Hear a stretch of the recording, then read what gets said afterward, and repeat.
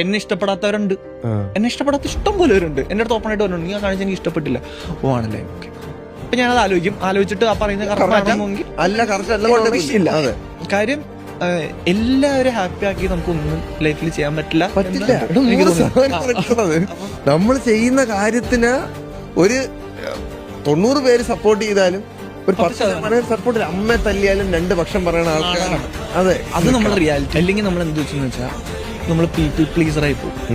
നമ്മൾ അവർക്ക് ഇഷ്ടപ്പെട്ടില്ലെങ്കിൽ നമുക്ക് വിഷമം ഉണ്ടാവും. അവർക്ക് ഇഷ്ടപ്പെട്ടില്ലല്ലോ, എനിക്കെന്തോ പ്രശ്നമുണ്ട്, അന്ന് അവർക്ക് എന്നെ ഇഷ്ടപ്പെടാത്ത. പിന്നെ നമ്മൾ സെൽഫ് ഡൗട്ടിൽ പോകും. പിന്നെ നമ്മുടെ വർക്കിനെ എഫക്ട് ചെയ്യും, നമ്മുടെ നമ്മള് ഏകദേശം നമുക്കൊരു മോറൽ സിസ്റ്റം ഉണ്ടല്ലോ. ഇതൊക്കെയാണ് റൈറ്റ്. നമ്മൾ ആരെയും മനഃപൂർവ്വം ദ്രോഹിക്കുന്നില്ല, നമ്മളാരും ദ്രോഹിപ്പിക്കാൻ അനുവദിക്കാനും പാടില്ല.